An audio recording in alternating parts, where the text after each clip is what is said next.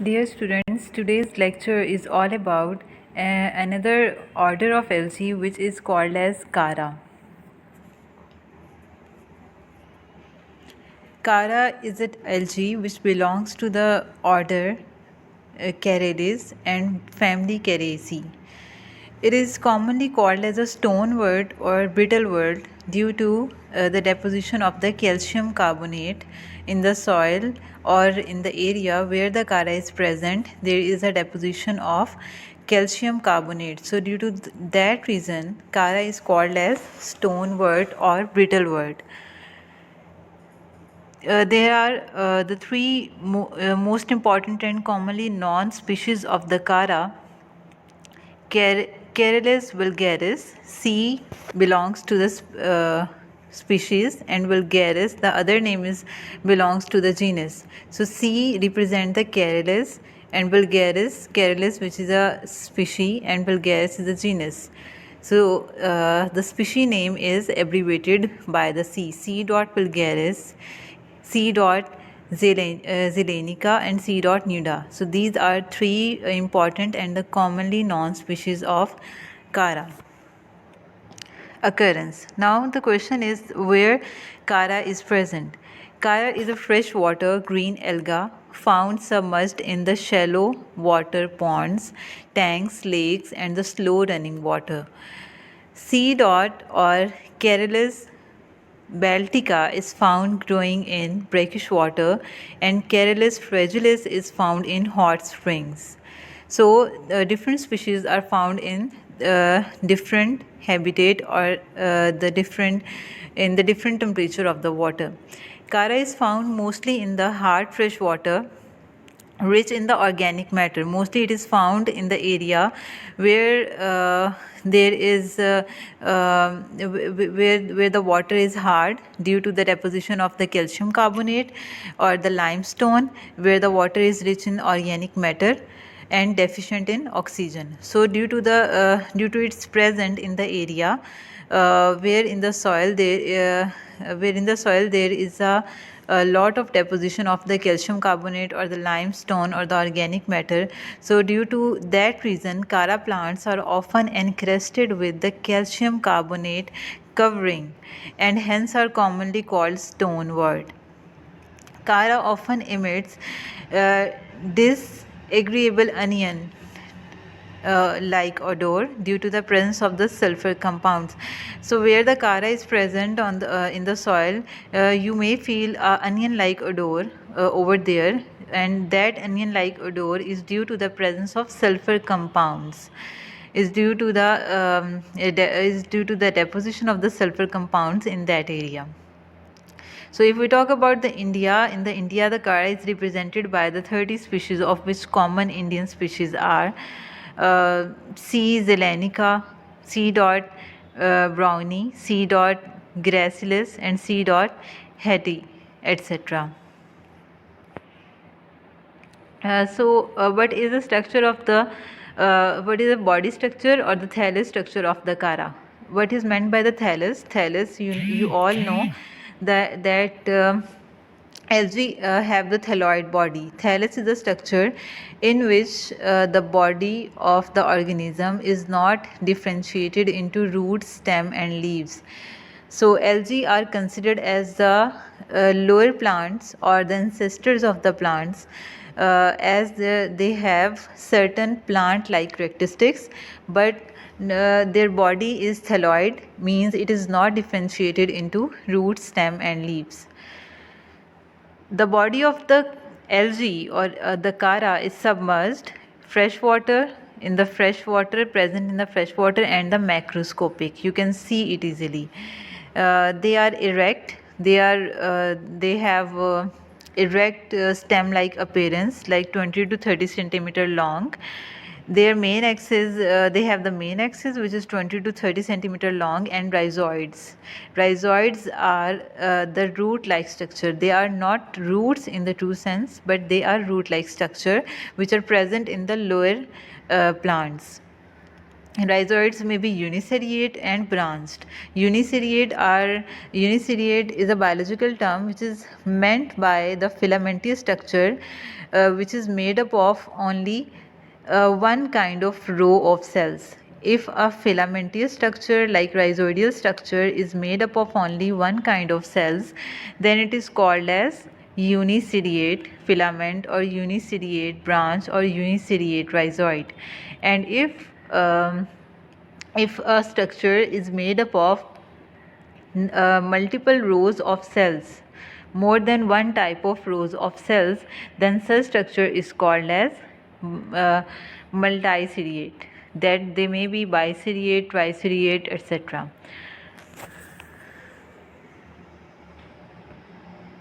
For example, suppose this is a filamentous structure.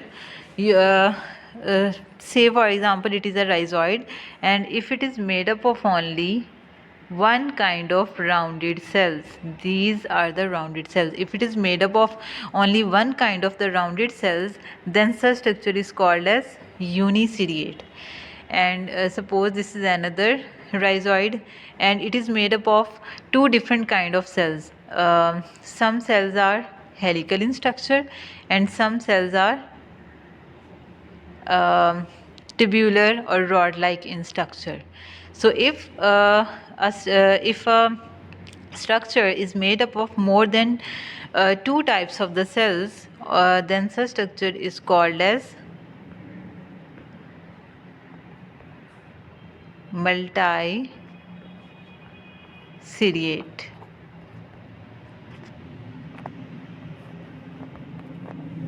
Right? So if it is made up of the two different types of the rows of the cell, so it is called as biseriate. Nodes and internodes are present in the structure of the Cara. What are the nodes? Nodes are the structure if we talk about the plants. So this is the stem of the plant, and the Cara or the algae, they are considered as a lower plants. They have the plant-like characteristics. So node are the structure in the stem portion, like this. This horizontal structure is called as node. Node are the structures from where the leaves are arised, and the internode is the structure between the node. So this is a node, this is a node, and the area between the node is called as internode.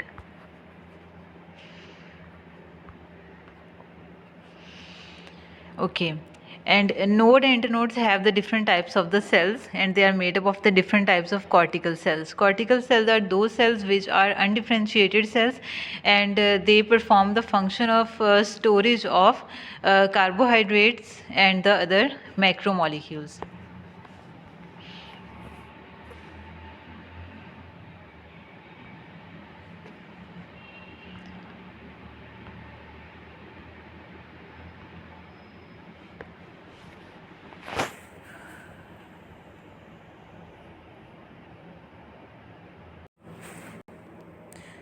The next structure of the Cara, the body structure of the Cara is the rhizoids. I have told you about it before that rhizoids are the root-like structures which are present in the lower plants like algae. So rhizoids are the white in the Cara. Rhizoids which are the root-like structure, and they have the function of anchoring of the algae in the substratum or on the place where they are found. So rhizoids, in case of the Cara, they are the white thread-like multicellular uniseriate and the branched structures. Like in the diagram, you can see easily that the below structures, which are elongated structures, root-like structure, they are called as a rhizoids, and they have the function to anchor the plant or anchor the algae on the surface where they are on which they are found.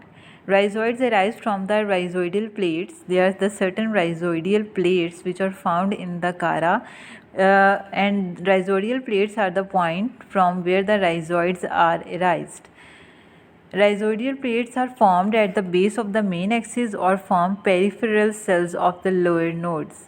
Rhizoids are characterized by the process of oblique septa. Oblique mean compulsory septa. Septa means separation, like separations or horizontal separations, like junctions points are present on the rhizoids. Rhizoids help in the attachment of the plant to the substratum, that is the mud or the sand, in a absorption of minerals.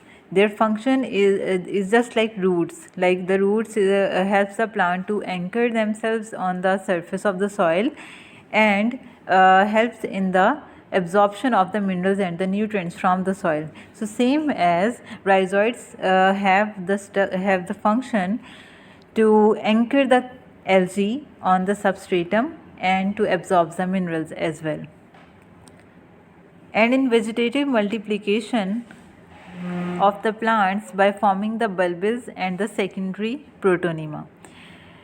Bulbils are the structures which perform the function of the vegetative reproduction, and secondary protonema, these are also the structures who help in the vegetative reproduction. And rhizoids helps in the formation of the bulbils and the secondary protonema. So what are the bulbils and the secondary protonema? We will discuss them in case of vegetative reproduction. So coming towards main body or the main axis of the Kara, how the main body looks like and how it is divided into the various parts. The main axis is erect, is elongated, branched and differentiated into nodes and internodes. Now you are well known about nodes and internodes. Nodes are the regions from where the leaves are raised, and the internodes are the regions between the two nodes. Internodes consist of the single, much elongated or oblong cells. So internodes consisted of the oblong cells, and the internodal cells in the some species may be surrounded by one celled thick layer called cortex. Like in the diagram you can see that the internodal cells, they are surrounded by a layer of cortical cells. Layer of cortex. Cortex mean mass of the undifferentiated cells which perform the function of the storage of the carbohydrates and the other macromolecules. So if the internodal cells are surrounded by a thick layer of the cortex, so such species are called as the corticate species, right? In the diagram B, you can see the example of the corticate species. The species in which the cortical layer is absent, they are called as the ecorticate species. The node consists of a pair of the central small cells surrounded by the 6 to 20 peripheral cells. The nodal region from where the leaves are arise, it consists of a central small cell. There is a central small cell in the diagram C. You can see it.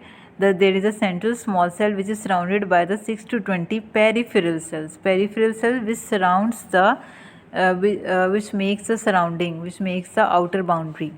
The central cells and the peripheral cells arise from a single nodal initial cells, and their region of the central cell and the outer peripheral cell is same. They arise from the same nodal initial cell. Nodal initial cell is a cell which is you can say which is the site of origin of both of them. Now we have talked about the main body of the Kara. Now we will talk about the branches. How like plants, the Kara or the algae also has the branches of the leaves. But the branches in case of the algae, but branches in which the leaves are present in case of the algae, they have the small leaves, not broad leaves like the other higher plants, because they are considered as the lower plants. Branches of the Kara may have the limited growth, because they have the growth which is limited, and which stops after certain period of time. So in the Kara, branches of limited growth are present. The branches of the limited growth arise in the worlds of 6 to 20 from the peripheral cells of the nodes of the main axis, because the nodes are the regions from where the leaves are arises. So branches arises from the nodes, and this in the worlds of 6 to 20 from peripheral cells or on the branches of unlimited growth. These are also called the branches of the first order primary laterals or leaves. These branches are also called as the primary laterals or primary leaves, because the first formed branches can have the name as primary laterals or primary leaves. These branches, the first formed branches, the branches which are formed firstly or initially, they stop to grow after the forming 5 to 10 nodes, and hence are called branches of limited growth, because after forming 5 to 10 nodes they stop their growth.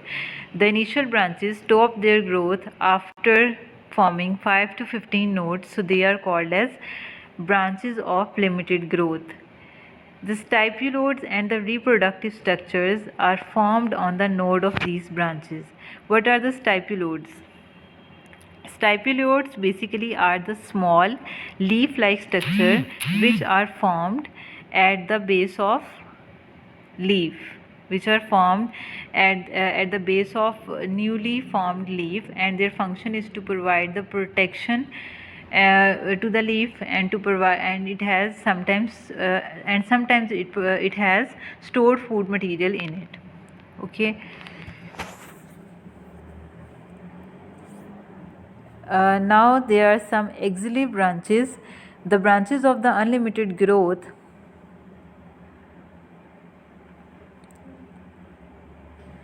arise from the axils of the branches of the limited growth. Hence these are also called axillary branches or the long lateral branches. Now from the branches of the limited growth, there are other certain branches arise which are called as the branches of the unlimited growth, and they are present, or they are formed at the sides of the main body, so they are called as the axillary branches, and they are long from the branches of the limited growth, so they are also called as the long lateral branches. These are differentiated into nodes and internodes. Obviously, at nodes they bear primary, lateral, and these branches look like the main axis. Their growth is also unlimited like main axis. Okay, the firstly main axis has the unlimited growth. Then first formed side branches have the limited growth, and again axillary branches have unlimited growth.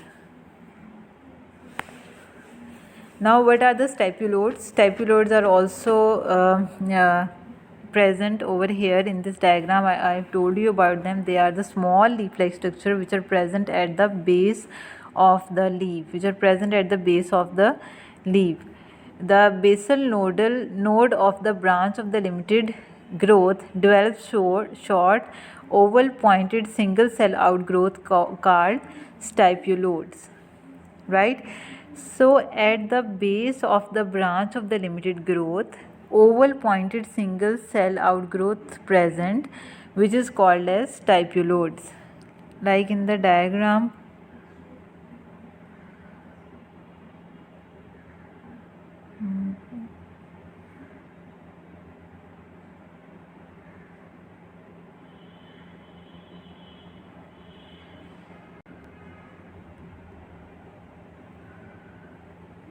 In this diagram you can see these are stipulodes. These are these pointed structure. You can see in the picture D, the pointed structure which are marked by this line. These are called the stipulodes, and where they are present at the base of the internode. In most of the species of the Chara, stipulodes at each node is twice the number of the primary laterals. Such species are called as the bistipulate. If the stipulodes are present more than more than one in number. So such species in which such sort of the stipuloids are present, they are called as bistipulate. And in some species of the Chara, each node is equal to the number of the primary stipuloids at each node is equal to the number of the primary laterals at that node. Such species are called as unistipulate. If in all the branches the number of the stipuloid is same, then such species are called as unistipulate. When stipuloids are present in one whorl at each node, the species are called as haplostaphynaceous. And with two whorls on each node, then such species are called as diplostaphynaceous. So now coming towards the cortex, many species of the Chara have internodal cells of the main axis ensheathed by the cortex cells. Such species are called as corticated species. If in certain species of the Chara, they have the internodal cells, and those cells are made up of the middle cells or internodal cells, which are made up of the cortical cells. Cortical cells are the unspecialized or undifferentiated cells, and if the internodal cells have the cortex or cortical cells or cortex cells, so such species are called as corticated species. The cortex consists of the vertically elongated narrow cells.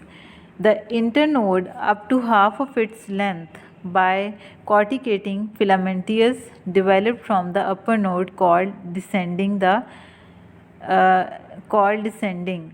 The lower half of the interior node is covered by the filaments developed from the lower node called filaments. So the internode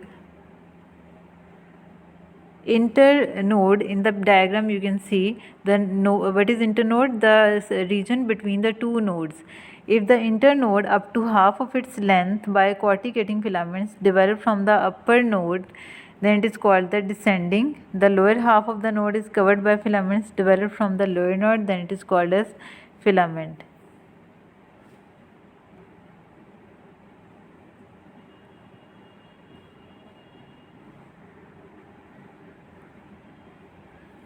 The ascending and descending filaments meet at the middle of the internode.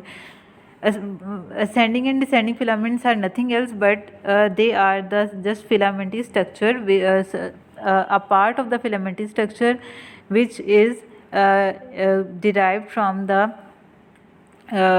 lower node, and the other part which is derived from the upper node, and both parts meet at the middle of the internode. And T species without the cortex are called as ecorticated species.